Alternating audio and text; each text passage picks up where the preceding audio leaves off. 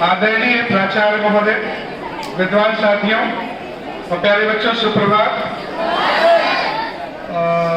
आप सभी को सर्वप्रथम नवोदय विद्यालय स्थापना वर्ष की ढेर सारी हार्दिक शुभकामनाएं। नवोदय विद्यालय जिस भौतिक रूप में हम सबको आज दिखाई पड़ता है, एक समय में इस देश के प्रधानमंत्री स्वर्गीय श्री राजीव गांधी जी का एक सपना था कि जो मुझे मिला वो देश के हर बच्चे को मिलना चाहिए। खासकर उन ग्रामीण बच्चों को मिलना चाहिए जो गांव में हैं और साधनों के अभाव में उनकी प्रतिभाएं कुंठित होकर समाप्त हो जाती हैं। शायद आपको जानकारी होगी कि श्री राजीव गांधी दून स्कूल के पढ़े हुए हैं, जो कि आपकी तरह एक रेजिडेंशियल स्कूल था, और उस दून स्कूल में इतनी सुविधाएं थी कि हम आप शायद सोच भी नहीं सकते। जिस जमाने में वो पढ़े थे, छोटे रहे होंगे, और जब बड़े हुए, समझदार हुए, राजनीति में आए और देश के प्रधानमंत्री बने, लोगों के बारे में सोचना शुरू किया, तो उनके स्व के बंधन टूट गए। अपने से ऊपर, अपने से हट करके दूसरों के बारे में सोचने की यात्रा शुरू हो गई। प्रधानमंत्री का पद एक साधारण पद नहीं होता, हम लोग जानते हैं, और प्रधानमंत्री होते हुए सबसे निचले तबके के बारे में सोचना। यह हम सब जानते हैं कि भारत गांव का देश है, भारत गांव में ही बसता है, और 75% लगभग जो है सब गांव के ही निवासी हैं, कृषक हैं। तो उनकी नजरों में कृषक की अहम भूमिका रही, अहम भूमिका दिखाई पड़ी। उनके बच्चों के लिए, उसके उत्थान के लिए वो जब तक रहे तब तक प्रयास करते रहे। अब ये जो नवोदय विद्यालय के बारे में आप लोग बार बार सुन रहे हैं कि 13 अप्रैल 1986 में 2 नवोदय विद्यालय एक साथ खोले गए, सत्र 1985 और 86 के। पहला विद्यालय अमरावती में, साथ ही साथ पहला दूसरा नहीं है, मतलब कहने में पहला दूसरा आता है, दोनों एक साथ ही खुले। दूसरा विद्यालय झज्जर हरियाणा में खुला, अमरावती महाराष्ट्र में खुला। वो एक पायलट प्रोजेक्ट था।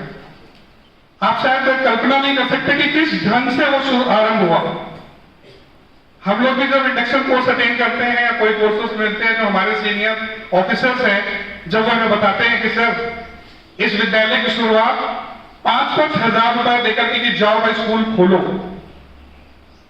एक बैनर लगा करके, एक अलमारी खरीद करके, टेबल खरीद करके विद्यालय की स्थापना हुई। सोचिए वो दिन और आज का दिन,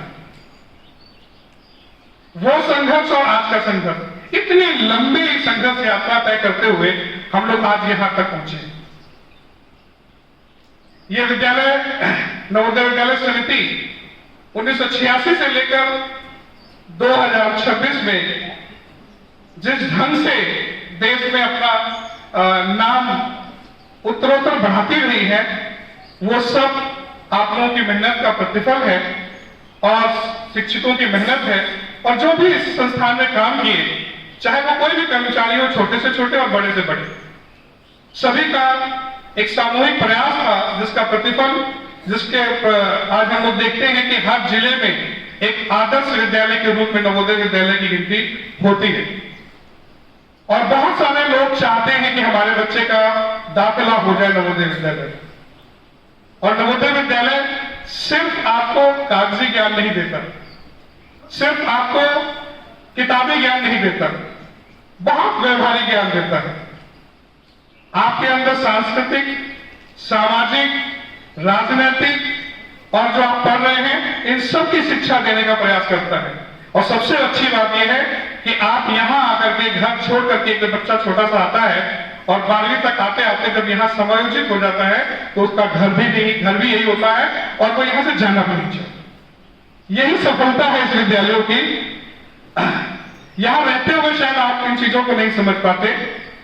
जो चीज हमारे पास होती है हम उसकी कदर उस समय नहीं कर पाते क्योंकि हम अबोध होते हैं, अज्ञानी होते हैं। और जैसे जैसे ज्ञान बढ़ता है वैसे वैसे सारी चीजें जो वैसे वैसे सोचने का दायरा बदलने लगता है। अब ये तो आज जो विद्यालय पूरे भारत में चल रहे हैं वो 661 विद्यालय हैं जो रनिंग कंडीशन में हैं और कुछ आज भी टेम्पररी साइट पे चल रहे हैं। और जो टेम्पररी साइट पे विद्यालय चले हैं तो वो ये मान के चलिए कि वो लोग वही संघर्ष झेल रहे हैं जो पहले 2 विद्यालयों में झेला। बच्चों के एडमिशन से लेकर के उनके रहने खाने सब की व्यवस्था करना और निरंतर ऊपर के अधिकारी का संपर्क बनाना और वो विकास की प्रक्रिया सच में बहुत पीड़ादायक है। लेकिन जो स्टूडेंट उस टाइम के थे वो इसे भगवान का दर्जा देते हैं। इस नवोदय विद्यालय समिति को भगवान से कम नहीं मानते। शायद अगर ये नहीं होती तो इनको अवसर प्राप्त नहीं होते। और मैं थोड़ा सा आपके सामने एक खाका रखूंगा कि नवोदय विद्यालय की जो डेटा वाइज रखूंगा कि आप समझ पाए कि नवोदय विद्यालय समिति सिर्फ यूं ही नहीं है, इसकी अपनी पहचान है, अपना ब्रांड है। और ब्रांड है समाज में कंट्रीब्यूशन दे करके और राजनीतिक रूप से, सामाजिक रूप से और विभिन्न अच्छे अच्छे पदों पर कार्य करते हुए। मैं थोड़ा सा आपके प्रकाश डालूंगा। आईएएस और पीसीएस 1500 से ज्यादा है जो नवोदय से पास आउट करके आईएएस और पीसीएस बने।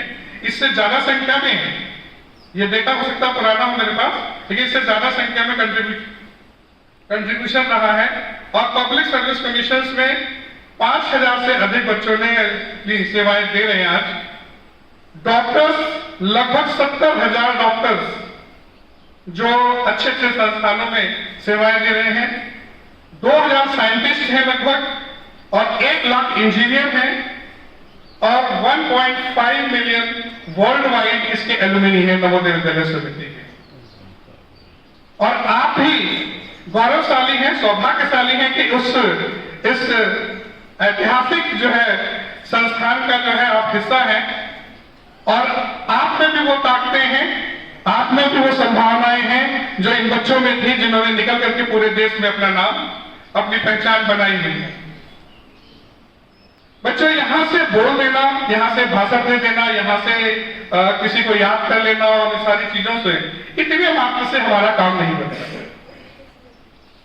राजीव गांधी सिर्फ इतने ही नहीं थे। राजीव गांधी ने इस देश में क्रांति का जो शंखनाद किया था कंप्यूटर्स के क्षेत्र में।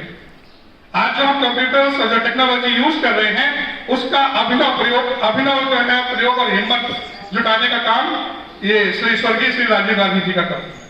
और जिनका इस्तेमाल, तकनीकी इस्तेमाल अपनी कक्षाओं में पढ़ने के लिए कर रहे हैं, वो दूरदर्शी थे।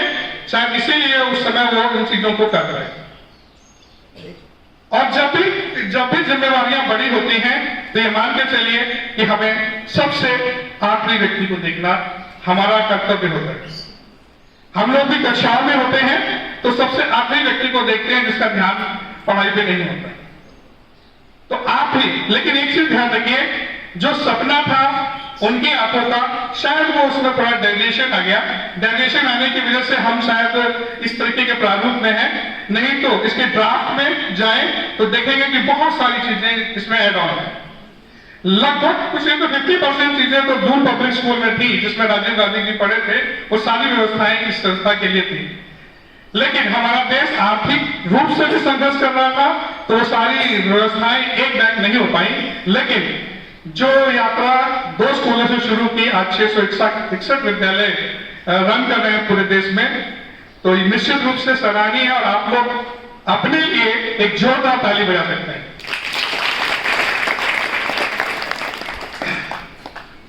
और ये ध्यान रखिए बेटा, बिना जीवन में मूल्यों के कुछ नहीं होने वाला। आज का माहौल इस कदर हो गया है कि आदमी बेईमानी को बहुत फैशन के साथ इस्तेमाल करता है। तो ये सारी बातें आपको समझनी होगी, समझदारी के साथ समझनी होगी। और आप ही लोग आकर के रिप्रेजेंटेटिव बनेंगे देश को चलाने के लिए, इस समाज को चलाने के लिए। तो आपके ऊपर जिम्मेवारी है कि आप नैतिकता के साथ, पूरी निष्ठा के साथ, इस संस्थान के साथ ईमानदारी करते, इस देश के साथ और यहाँ के हर व्यक्ति और माता पिता के प्रति ईमानदार रहें और सजग रहें और अपने अध्ययन को अच्छे ढंग से करें, जिससे एक सुयोग्य जो है नागरिक बनकर सबको दिखाएं और अपना स्थान बनाएं। इन्हीं शब्दों के साथ बहुत बहुत धन्यवाद।